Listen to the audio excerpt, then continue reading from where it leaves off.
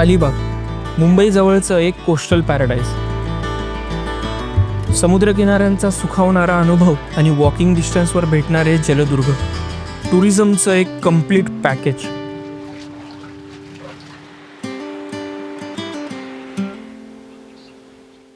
नमस्कार मित्रांनो, मी विशाल देबरे.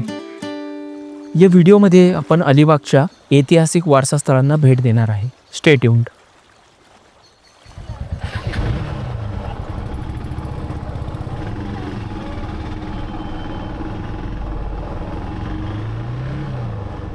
आज सकाळी लवकर मुंबई ते मांडवा जाणाऱ्या M2M1 फेरीसाठी मी भाऊच्या धक्क्यावर आलो आहे.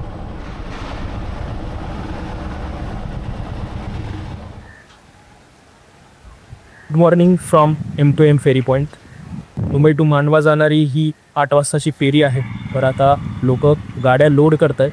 तिथून थोड्याच वेळात ही फेरी निघेल. Let's see. सकाळी 8 वाजताच्या पहिल्या फेरीने अलिबाग पोहोचून माझ्या पटकंतीला सुरुवात करणार होतो.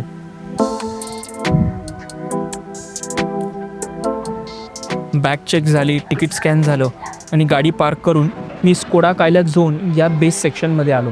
याच्यावर डेक आणि लॉन्ज असे आणखीन प्रीमियम सिटिंग ऑप्शन्स आहेत.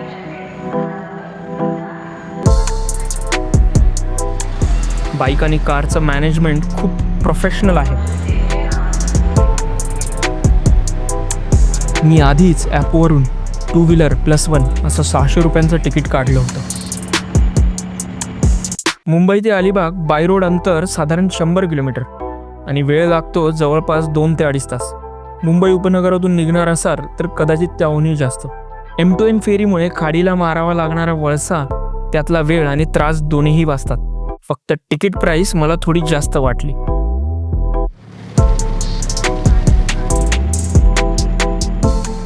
शिपवरची ओपन सिटिंग मला खूप आवडली. क्रूज स्वच्छ, सुंदर आणि कम्फर्टेबल आहे. लोक ओपन डेकवर थंड सागरी वारे एन्जॉय करत होते.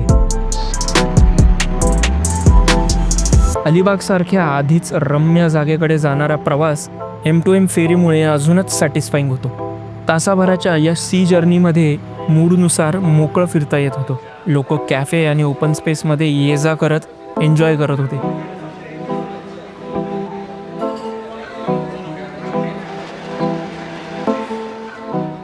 आम्हीही इथली कॉफी ट्राय केली. प्राईस थोडी हायर साईडला होत्या, पण समुद्राच्या मध्यभागी त्याहून वेगळी अपेक्षा तरी काय करणार.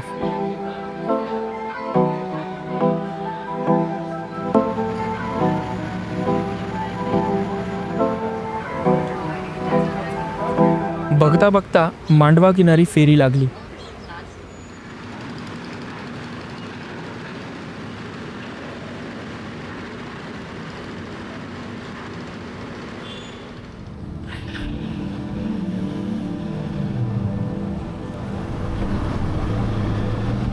मी आणि माझ्या मित्राने गाडी काढली आणि थळ किनाऱ्याजवळ असलेल्या आमच्या स्टेकडे निघालो. आजूबाजूच्या जवळपास सगळ्याच गाड्या फेरीमधून अलिबागकडे निघालेल्या होत्या. मांडवा ते अलिबाग अंतर जरी 20 किलोमीटर असलं तरी आमचा स्टे थोडा अलीकडे अर्ध्या अंतरावर होता.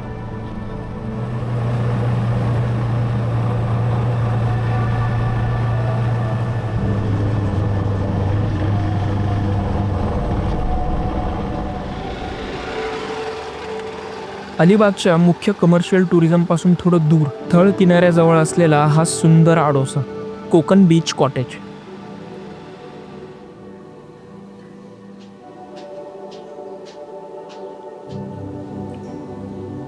पुढचे काही दिवस इथंच आमचा मुक्काम असणार आहे.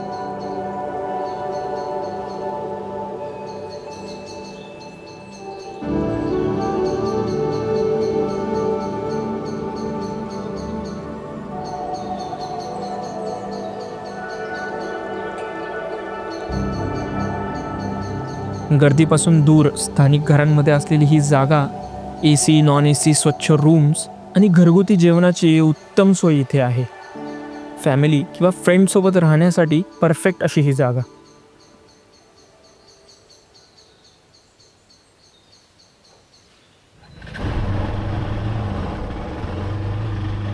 थोडाही वेळ न घालवता मी गाडी काढली आणि 3 किलोमीटरवर असलेल्या थळच्या मच्छीमारी बंदराकडे निघालो. सुटसुटीत घरांच्या आणि बागांच्या वस्तीमधून ही वाट जाते. पुढे थळच्या मूळ कोळीवाड्यातून बंदराकडे आलो.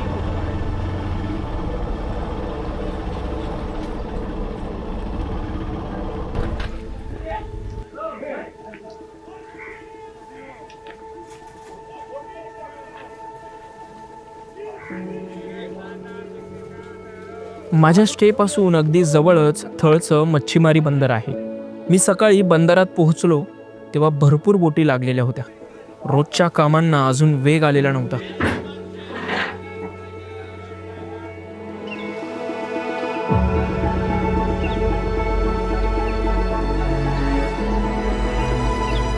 थळ हे एक प्रसिद्ध मच्छीमारी बंदर आणि ऐतिहासिक गाव आहे.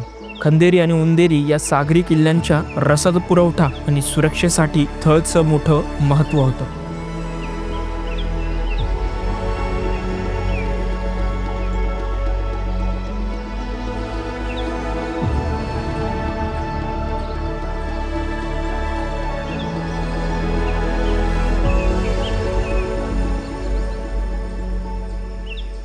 किनाऱ्यावर आज चौबुर्जी खूबलाडा गडाचे फक्त काही तट अवशेष दिसतात.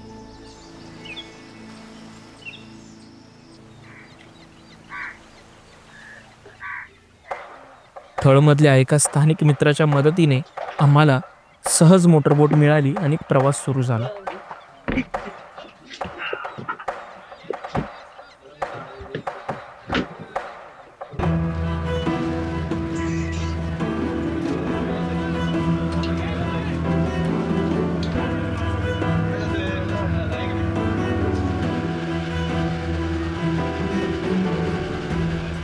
थळपासून साधारण 1200 मीटर अंतरावरती उंदेरी उर्फ जयदुर्ग आहे.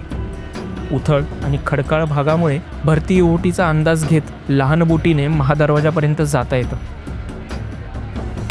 इथे दक्षिणभिमुखी चोर दरवाजा, 4 बांधीव तलाव आणि जोते दिसतात.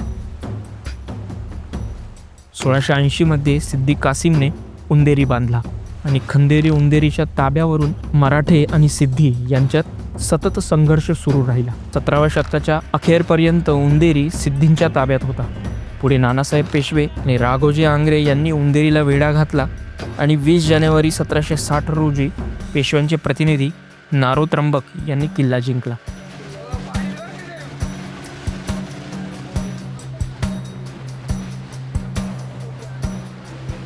पाऊण तासाच्या प्रवासानंतर मी खंदेरीला पोहोचलो.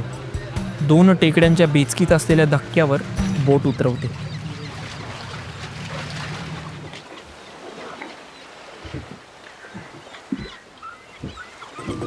छत्रपती शिवाजी महाराज यांनी 1679 मध्ये समुद्रावरील नियंत्रणासाठी 300 सैनिक आणि 300 मजूर पाठवून खंदेरीचं बांधकाम सुरू केलं. त्यावेळी या बेटावर कोणीही राहत नव्हतं.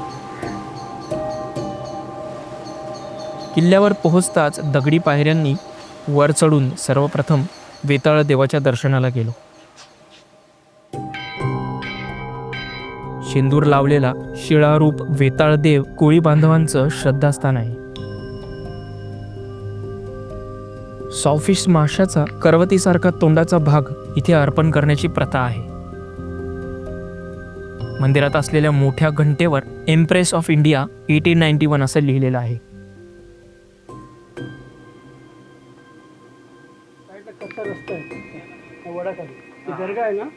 दक्षिणोत्तर पसरलेल्या या किल्ल्याला साधारण 1 किलोमीटर लांबीची तटबंदी आणि 13 बुरुज आहेत.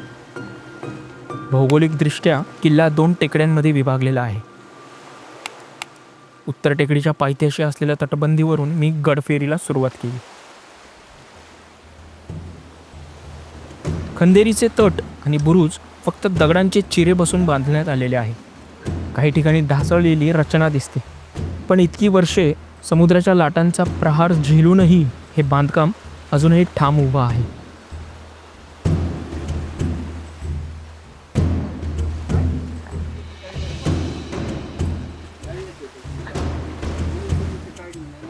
गडफेरी करताना पश्चिमेला आल्यावर डावीकडे खोल पाण्याचं टाकं दिसतं. जवळच एका मोठ्या बुरुजावर 3 तोफा आहेत. यांचा रोख मुंबईकडे जाणाऱ्या सागरी मार्गावरती आहे. इंग्रज, पोर्तुगीज आणि जंजिराच्या सिद्धी यांनी बेटावर हक्क सांगत किल्ला जिंकण्याचे अनेक प्रयत्न केले, पण मराठ्यांच्या प्रतिकारामुळे त्यांना अपयश आलं.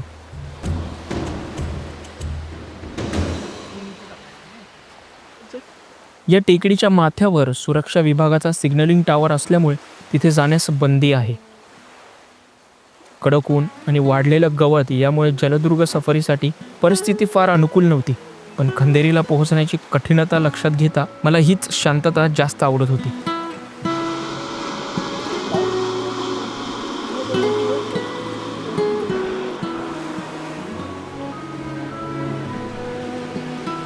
किल्ल्यात पश्चिम तटभिंतीला एक छोटं सागरी द्वार आहे.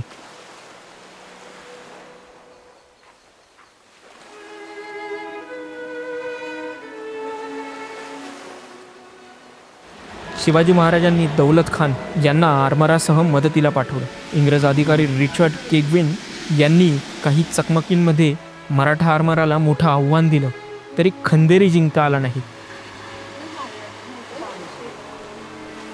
खाली उतरून बाहेरून किल्ल्याच्या राकट भिंती दिसतात आणि इथून शत्रूच्या मनात निर्माण होणाऱ्या धडकीची कल्पना येते. 1713 मध्ये शाहू महाराजांनी हा किल्ला कान्होजी आंग्रे यांच्या ताब्यात दिला. 1718 मध्ये इंग्रजांनी पुन्हा हल्ला केला, पण व्यापारी रामा कामाठी यांनी हल्ल्याची माहिती दिल्याने इंग्रजांचा पराभव झाला, ज्यांना पुढे या गोष्टीमुळे जन्मठेपेची शिक्षा झाली.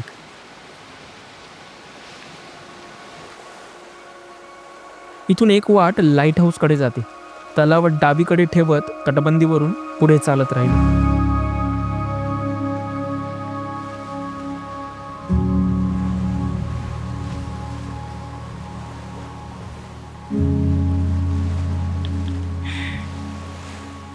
लाईट हाऊस मागच्या अडगळीतून पुढे जाता आलं नाही.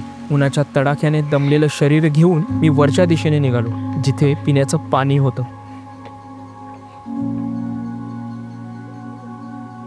माथ्यावर कान्होजी आंग्रे लाईट हाऊस आहे, जे 1867 मध्ये बांधण्यात आलं. आता डागडुजी सुरू असल्याने मला दीपगृह आतून पाहता आलं नाही. इतर दिवशी कर्मचाऱ्यांच्या मदतीने दीपगृह फिरता येतं आणि माहितीही मिळते.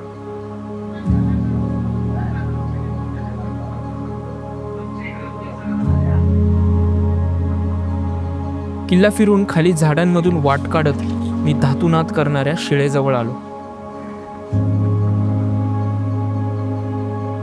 काही धातू घटक आणि दगडातील पोकळीमुळे या शिळेतून वेगळाच आवाज निर्माण होतो. खंदेरीवर येणारा प्रत्येक जण या शिळेचा आवाज ऐकण्याचा अनुभव घेत असतो.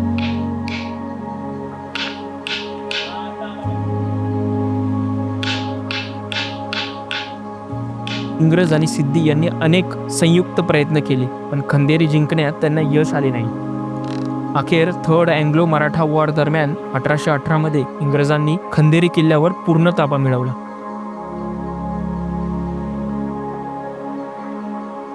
खंदेरीला पोहोचण्यासाठी पूर्वतयारी, योग्य माहिती आणि स्थानिक मदत खूप महत्त्वाची आहे.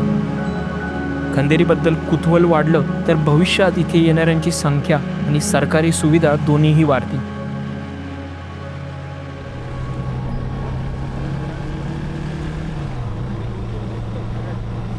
थळपासून साधारण 7-8 किलोमीटरवरती अलिबागचा किनारा आहे. विकेंडला अलिबाग फिरायला येणारे खूप असतात.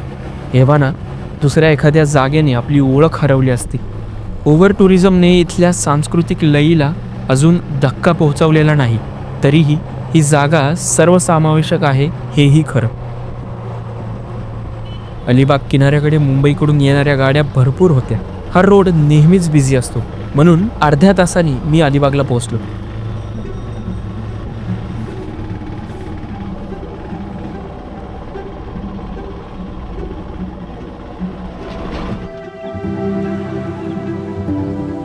अष्टागारांच्या केंद्रस्थानी असलेलं हे ऐतिहासिक श्रीबाग म्हणजेच आजचं अलिबाग. निर्विवादपणे अलिबागचे किनारे मुंबईकरांचे सर्वात आवडते पर्यटन स्थळ आहे. येथील कोस्टल रिलॅक्सिंग ॲम्बियन्समुळे अलिबाग पर्यटकांचं हॉटस्पॉट बनलं आहे.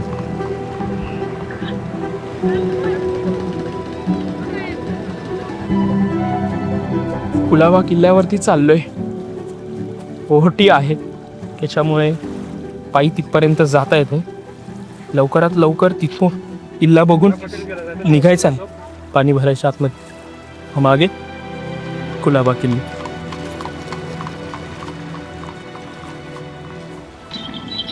किल्ल्यापर्यंत टांगेवाले आणि भरतीच्या वेळी मोटरबोटची सुविधा असते, पण भाडे निश्चित नसते.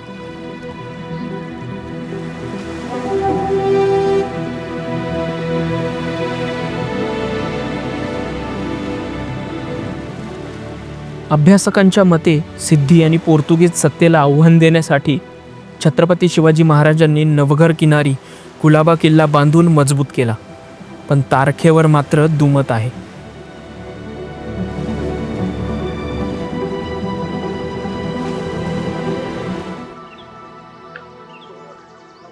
मुख्य किल्ल्याकडे न जाता मी उत्तरेकडील स्वतंत्र संरक्षक बुरुज असलेल्या सर्जेकोटवर आलो.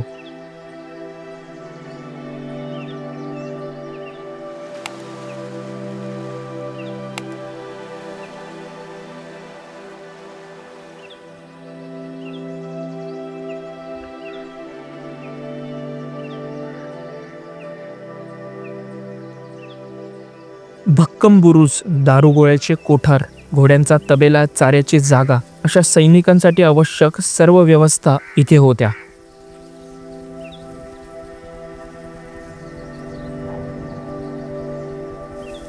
सोळाशे 1989 मध्ये जंजिराचा सिद्धी सरदार याकुत खान याने कुलाबा किल्ल्याला वेढा घातला, मात्र मराठ्यांनी तो यशस्वीपणे परतून लावला.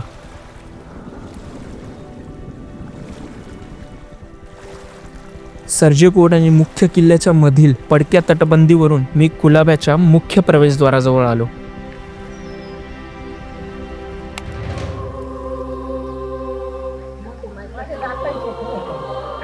कुलाब्याला असलेल्या 2 दरवाजांपैकी ईशान्येला असलेला हा गडाचा महादरवाजा.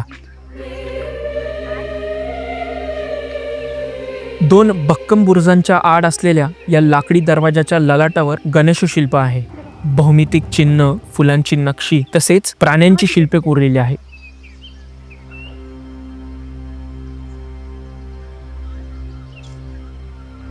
सोळाशे 98 मध्ये मराठा आरमार प्रमुख सिद्धोजी गुजर यांच्या निधनानंतर छत्रपती राजाराम महाराजांनी कान्होजी आंग्रे यांची मराठा आरमार प्रमुख म्हणून नियुक्ती केली. त्यानंतर कुलाबा हे मराठा आरमाराचं मुख्यालय बनलं. मराठ्यांच्या सत्ता संघर्षात कान्होजींनी पहिले ताराबाईंचा पक्ष घेतला. रामचंद्र अमात्यांनी केलेल्या सिद्धी प्रदेशाच्या लुटेचा बदला म्हणून 1701 मध्ये सिद्धी आणि पोर्तुगीजांनी संयुक्तपणे कुलाबा किल्ल्याला वेढा घातला, परंतु कान्होजी आंग्रे यांच्या नेतृत्वाखाली मराठ्यांनी तो हाणून पाडला.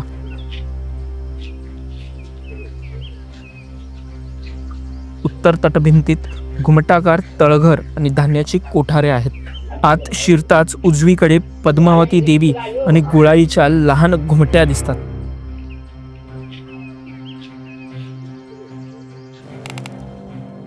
डावीकडे गडातील घरांमधून भवानी मंदिराकडे जाता येते, पण तिकडे न जाता मी यशवंत महादरवाजाकडे चालू लागलो.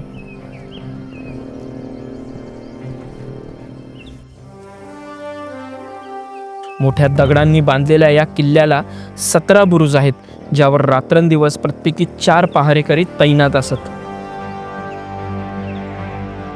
1713 मध्ये लोहगडाजवळील लढाईत कान्होजी आंग्रेंनी शाहू महाराजांचे पेशवे बहिरोपंत पिंगळे आणि निळो बल्लाळ यांचा पराभव करून त्यांना कैद केलं व कुलाबा किल्ल्यात ठेवलं. 8 फेब्रुवारी 1714 मध्ये बाळाजी विश्वनाथ पेशवे यांच्या मध्यस्थीने छत्रपती शाहू महाराज आणि कान्होजी आंग्रे यांच्यात कुलाबा किल्ला येथे ऐतिहासिक तह झाला. या तहानंतर शाहूंनी कान्होजींना सरकेल ही पदवी बहाल केली आणि खंदेरी, कुलाबा व सागरगड त्यांच्या ताब्यात राहिले.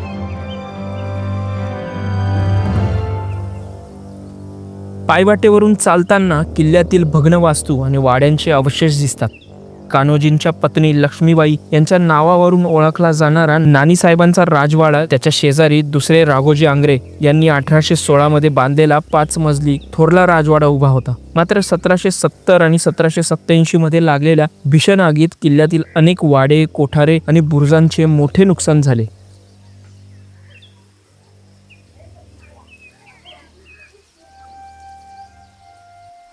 किल्ल्यातील सर्वात सुंदर वास्तू म्हणजे गणेश पंचायतन मंदिर.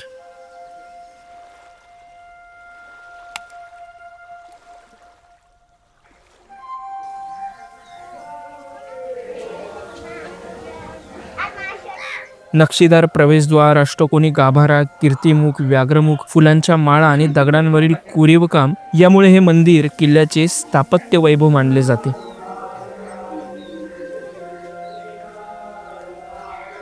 गणेश मंदिराजवळील दगडी तुळशी वृंदावन ही पाहण्यासारखे आहे.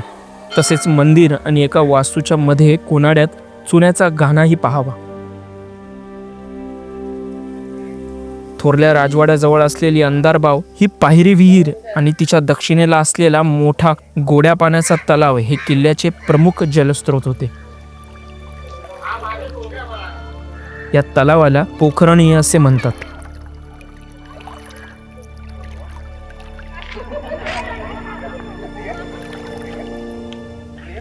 आंग्रे प्रशासनातील दिवाण, दफ्तरदार, चिटणीस, फडणीस आणि पोतणीस यांच्या घरांचे अवशेष पाहायला मिळतात. यावरून कुलाबा हा केवळ लष्करी किल्ला नव्हता, तर एक सुसंघटित प्रशासकीय आणि आरमारी राजधानी होता हे स्पष्ट होते.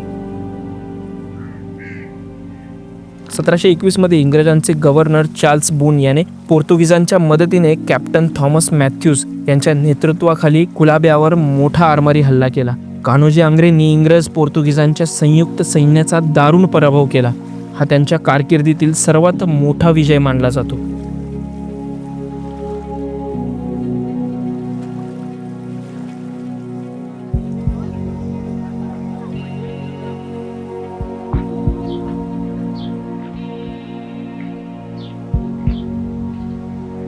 पायवाटेनी चालत मी दक्षिण टोकाला असलेल्या गडाच्या दुसऱ्या दरवाजाजवळ पोहोचलो. हा आहे दर्या दरवाजा, ज्याला यशवंत दरवाजाही म्हणतात. दरवाजावर कीर्तिमुख, शरभ आणि मकर यांचे कोरीवकाम असून सोबतच हनुमान आणि गणेशाची शिल्पेही कोरलेली आहेत. किल्ल्याच्या दक्षिणेकडील भागात मराठा आरमाराची गोदी होती. इथे जहाजांची बांधणी, दुरुस्ती आणि देखभाल केली जात असे. 1721 ते 22 मध्ये पोर्तुगीजांचे सिओर विझरेल आणि आंतोन कड्डीनने कुलाब्यावर हल्ला केला. मात्र बाजीराव पेशवे आणि पिलाजी जाधव यांच्या मदतीने तो परतून लावण्यात आला.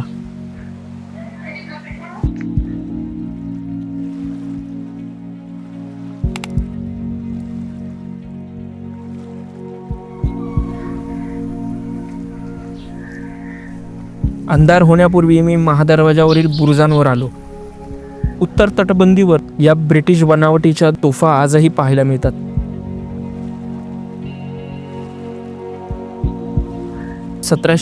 मध्ये सरखेल कान्होजी आंग्रे यांचे कुलाबा येथे निधन झाले. त्यांच्या मृत्यूनंतर आंग्रे घराण्यात सत्ता संघर्ष सुरू झाला.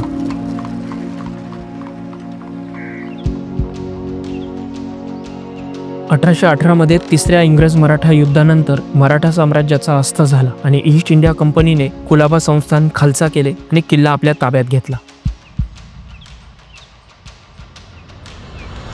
कुलाबा किल्ल्यावर असलेल्या तोफा, भग्न राजवाडे, मंदिरे आणि बुरुज पाहताना हा किल्ला केवळ दगडांचा समूह वाटत नाही, तो मराठा आरमाराच्या सामर्थ्याची जिवंत साक्ष वाटतो. या अवशेषांमागचा इतिहास आणि त्यांचे महत्त्व अधिकाधिक लोकांपर्यंत पोहोचावे, कुलाबा किल्ला नव्याने समजावा, यासाठी हा माझा प्रयत्न.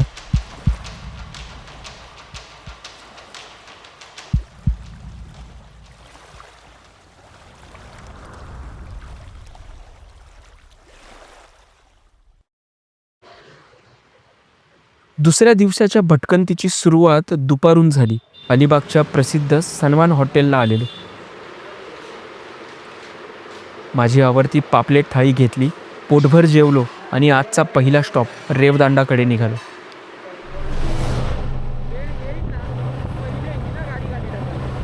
इथून रेवदांडा साधारण 17 किलोमीटरवरती आहे. टुरिस्टचं आवडतं आक्षी आणि नगाव वाटेत लागतं.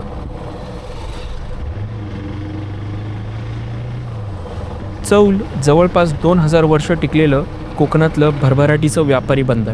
इथून चीन ते पर्शियन आखातापर्यंत लाकूड, रेशम, वस्त्र, मसाल्यांचा व्यापार चालायचा.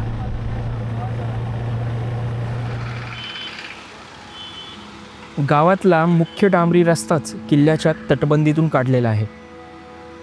त्यामुळे आज किल्ला रस्त्याच्या दोन्ही अंगाला विभागलेला दिसतो.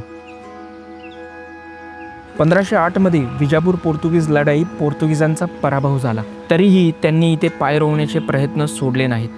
1521 विजापुराच्या सैन्याने चौल बंदर जाळून पोर्तुगीजांचा पुन्हा पराभव केला. यानंतर पोर्तुगीजांनी रेवदांड्याचं मोक्याचं स्थान ओळखून अगरकोट किल्ल्याची उभारणी सुरू केली. इथं 2 प्रमुख दरवाजे आहेत. जमिनीकडे उघडणारा उत्तरेचा पोर्टा दे टेरा आणि बंदराच्या दिशेने उघडणारा दक्षिणेचा पोर्टा डो मार.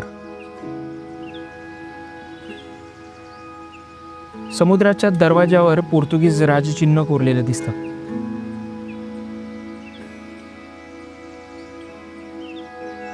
प्रवेशद्वाराच्या आत पोर्तुगीज शिलालेख आहे.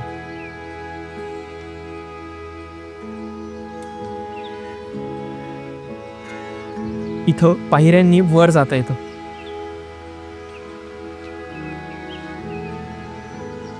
आत गेल्यावर दिसतात मॉर्टिस चर्चचे अवशेष. शेजारी बालेकिल्ल्याचा भाग असलेला चौकोनी बुरुज दिसतो.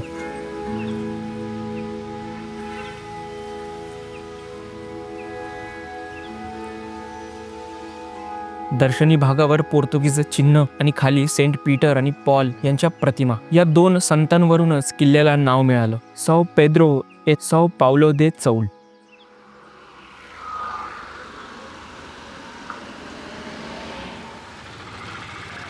दक्षिणेच्या दरवाजातून डावीकडे वळत पश्चिम किनाऱ्याच्या दिशेने निघालो. आतल्या नारळीच्या बागांमधून चालणं हा सुखद अनुभव असतो. घर, शेती, रोजचं जगणं शतकानुशतकं जुन्या भिंतीच्या आत सुरू आहे.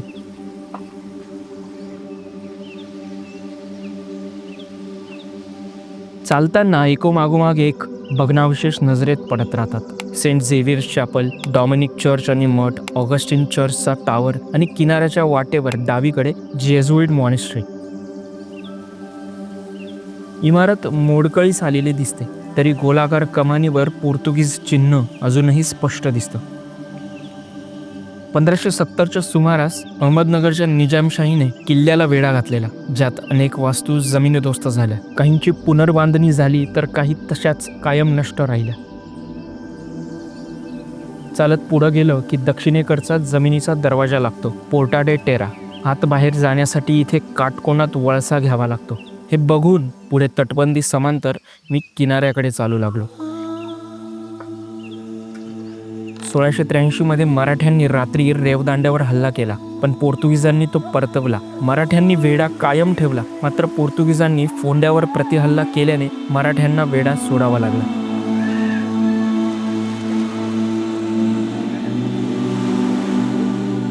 समुद्राकडचा दरवाजा ओलांडला की लगेच रेवदांडा बीच सुरू होतो.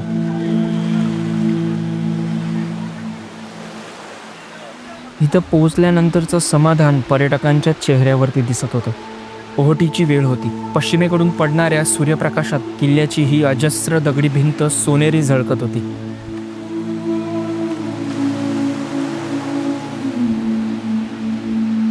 उंच तटबंदी, ओहोटीमुळे मोकळा झालेला किनारा आणि भिंतीवरून डोकावणारी नारळी झाडं, या साऱ्यांमुळे ही जागा कोकणप्रेमींच्या बकेट लिस्टमध्ये एक ठळक नाव बनते.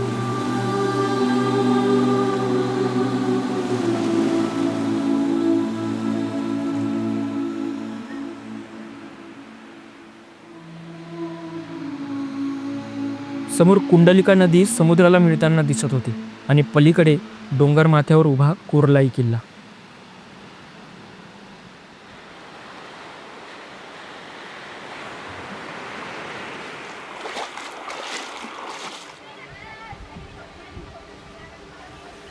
सोळाशे 88च्या सुमारास फ्रान्सिस्कन चर्चच्या जागी हा भव्य मनोरा उभारला गेला. 29 मीटर उंचीचा 7 खानी बुरुज. आज मात्र याचे फक्त 4 मजले शिल्लक उरलेले आहेत. वरचे 3 मजले काळाच्या ओघात नष्ट झाले.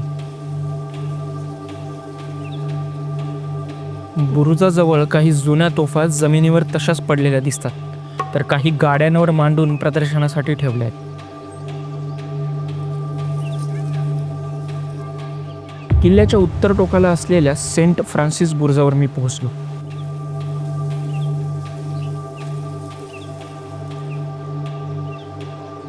इथल्या बुरुजांप्रमाणेच समुद्राकडच्या तटबंदीलाही संतांची नावे दिली गेलेली आहेत.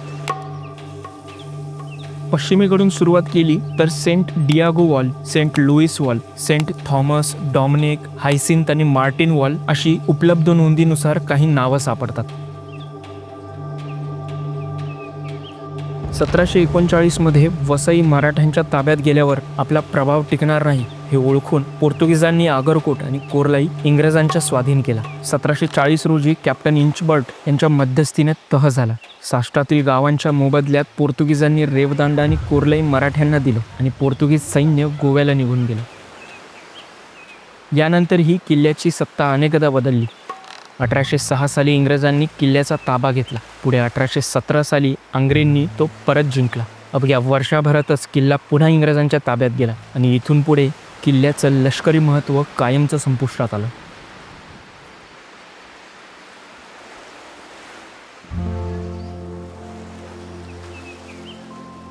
किल्ल्याचा पसारा मोठा आहे. पुरेशी माहिती नसल्याने उरलेला मोठा भाग दुर्लक्षित राहतो. पण किल्ला कोकणाच्या समृद्ध, संघर्षमय आणि गौरवशाली इतिहासाचा जिवंत अध्यायाचा एक भाग नक्कीच आहे.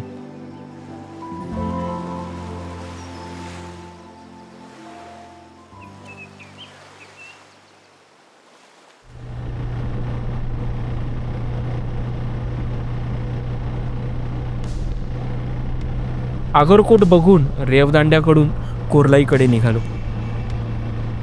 खाडी पार करताना उजवीकडे कोर्लाई किल्ला दिसतो.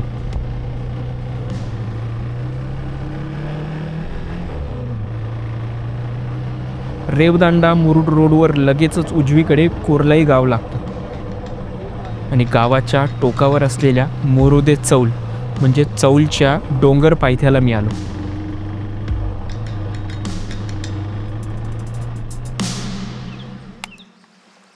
समुद्रसपाटीपासून हा किल्ला एकूण 7 पातळींमध्ये उभा आहे. दीपगृहाकडून गेलं तर थेट 3ऱ्या पातळीवर पोहोचता येतं. पण मी ती वाट न घेता उजवीकडून पायऱ्यांची वाट धरली, जी थेट किल्ल्याच्या दक्षिण पूर्व प्रवेशद्वाराजवळ घेऊन येते.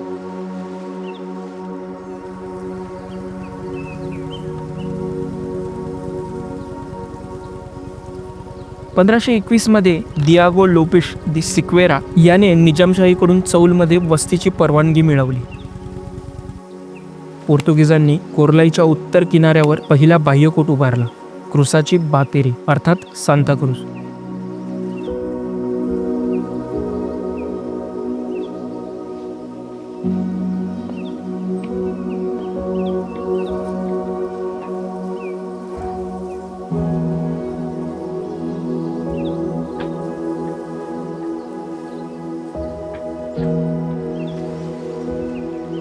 इथल्या प्रवेशद्वारावरच गोलाकार बुरुज बांधलेला दिसतो, साव पेद्रो बुरुज.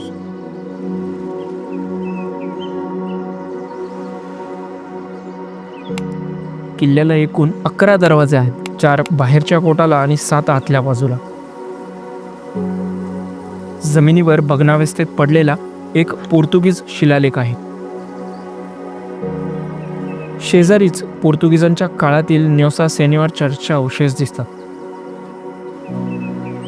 इथलं छत पडलंय, पण अल्टरची जागा अजूनही स्पष्ट ओळखता येते.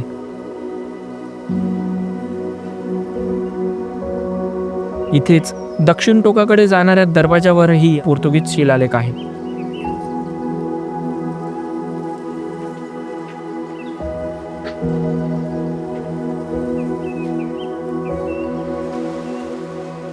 इथे दगडी बांधकाम असलेली मुस्लिम वास्तुशैलीतील एक मजली इमारत उभी आहे. 1553 ते 1558 या काळात बुरान निजामशाहच्या मृत्यूनंतर पोर्तुगीजांनी कोर्लाई स्वतःच्या ताब्यात घेण्याची मागणी केली, पण हुसेन निजामशहाने ती धुडकावून लावली. या नंतरच्या संघर्षातून झालेल्या तहानुसार क्रुसाची बातेरी पाडण्यात आली.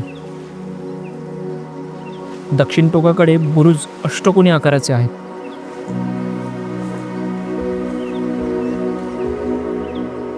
इथे एक तोफही आज ठेवलेली आहे आणि खाली नजर टाकली की कोर्लाई गाव दिसतं. इथून मी उत्तर टोकाच्या दिशेने निघालो.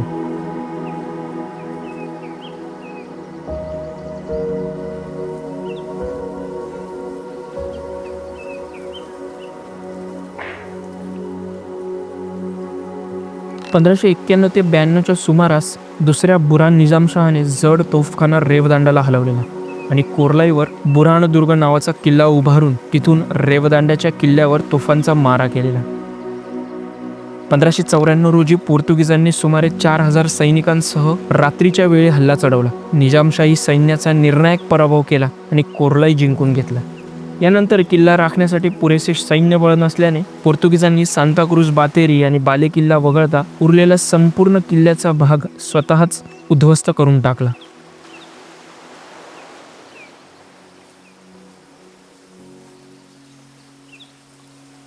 चर्च समोरच्या दरवाजावरही एक शिलालेख आहे. तो पाहून आत गेलं की या भागात तुळशी वृंदावन, डावीकडे शिवमंदिराचे अवशेष आणि सिमेंटने बंदिस्त केलेल्या पाण्याच्या टाक्या आहेत.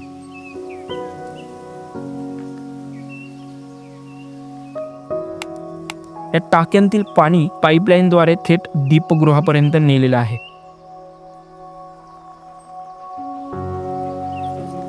उजवीकडच्या तटबंदीवरून चालत मी दरवाजाला लागून असलेल्या एका मोठ्या बुरुजावर पोहोचलो. इथे समुद्राच्या दिशेने रोखलेली एक तोफ आहे.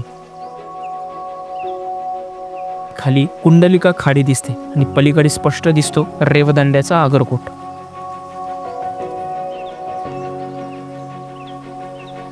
(1646 ते 1650) या काळात पोर्तुगीज व्हॉइसरॉय फिलिपे मॅस्करानस याच्या आदेशाने किल्ल्याच्या पुनर्बांधणीचे काम पार पडले. पोर्तुगीजांनी याला मोरो दे चौल म्हणजे चौलचा डोंगर असं नाव दिलं.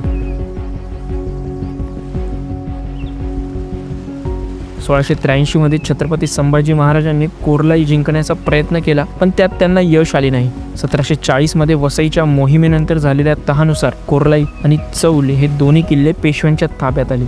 मानाजी आंग्रेंनी इथे तोफ ओतण्याचा कारखाना सुरू केला आणि किल्ल्याची सुधारणी केली.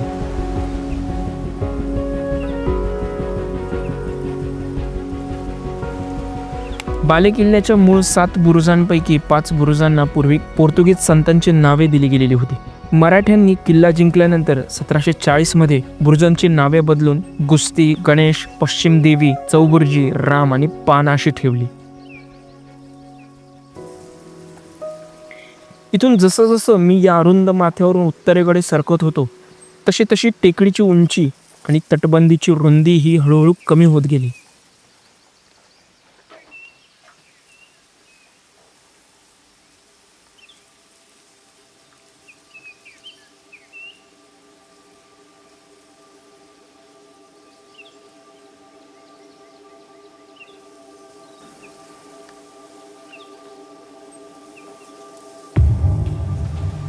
समुद्रसपाटीपासूनच्या 3ऱ्या टप्प्यावर पोहोचलो तेव्हा डावीकडे दीपगृहाकडून येणारी वाट दिसते.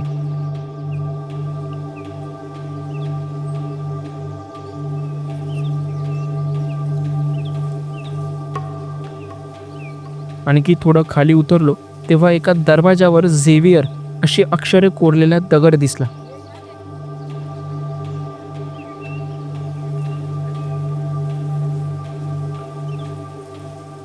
तिथून पुढे कमरा इतक्या वाढलेल्या गवतातून वाट दिसेनाशी झाली आणि आजूबाजूच्या काटेरी झुडपांमुळे आणखी पुढे जाण्याची हिंमत राहिली नाही.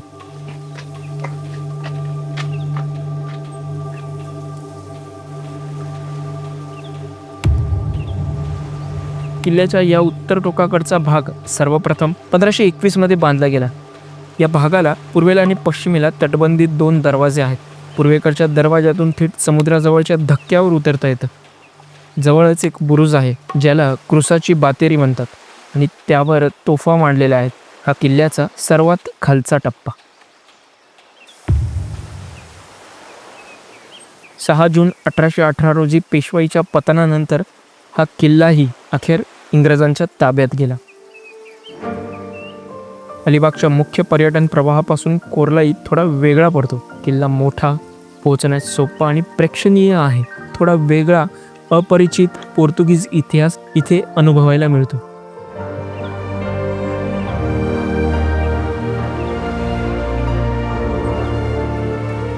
मुळातच अलिबाग इतकं सहज, सुंदर आहे की अशा काही मोक्याची ठिकाणे अवघड आणि दमवणारी वाटतात. पण इथल्या मानवी संघर्षाच्या आणि चढाओढीच्या कथा ऐकण्यासारख्या आहेत.